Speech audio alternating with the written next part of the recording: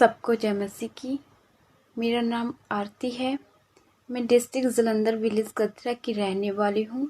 मैं आप सबके साथ अपनी टेस्टमनी शेयर करने जा रही हूँ कि कैसे परमेश्वर ने मुझे डिप्रेशन बोझ से आज़ाद किया।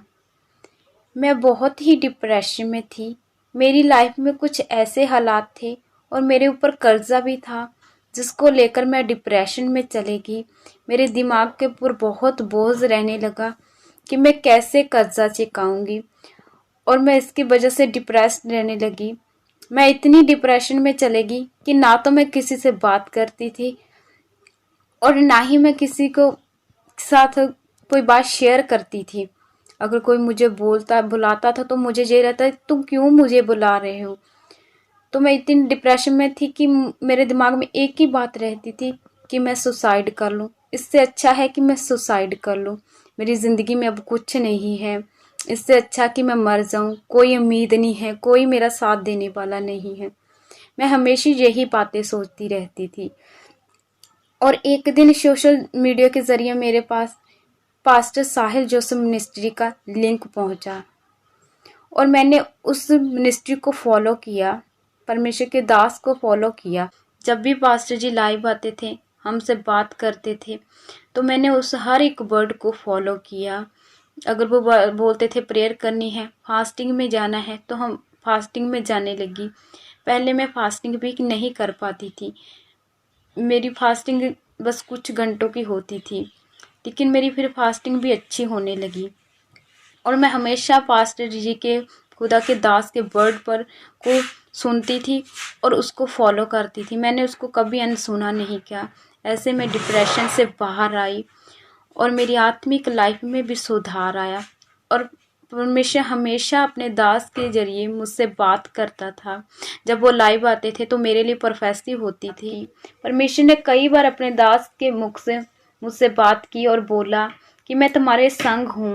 मेरा नाम लेकर प्रोफेसी होती थी।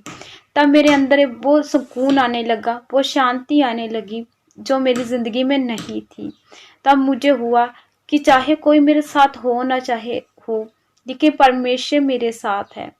और मैं इसी बात से शांति मेरे अंदर आने लगी और मैं आनंद से भरने लगी। और मेरी लाइफ में एक और प्रॉब्लम थी मेमोरी की। 2014 के करीब मैं 10th में पढ़ती थी तो मेरा एक्सीडेंट हुआ और उस एक्सीडेंट में मेरी याददाश्त चलेगी और वो मेरी याददाश्त ठीक हुई, लेकिन वैसे नहीं जैसे पहले थी। मुझे कुछ याद नहीं रहता था।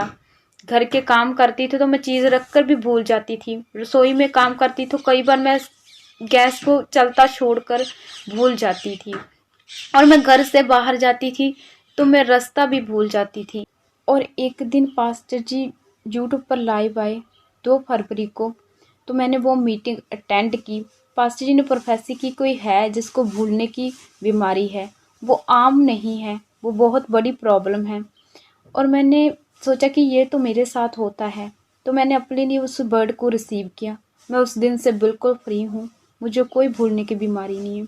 एक और टेस्टमनी है मेरी। जब मैं डिप्रेशन में थी तब मैं संसारिक लोगों के साथ रहने लगी। मतलब उनके साथ संगति कर ली, दोस्ती कर ली। जैसे वो बातें करते थे वैसे मैं बातें करने लगी। उनकी तरह मेरा रहना सहना हो गया था। जैसे वो बोलते थे मैं बोलने लगी। तो वो मेरे लिए सही नहीं था। वो एक पाप की ज़िंदगी थी। दोस्ती करना गलत नहीं है, लेकिन संसार की तरह चलना, वैसी बातें करना, वो गलत है। तो जैसे मैं इस ग्रुप में आई, परमेश्वर के दास के साथ, इस मिनिस्ट्री के साथ जुड़ी, तो मैं उन सब से भी फ्री हुई, उस पाप से भी आज़ाद हुई।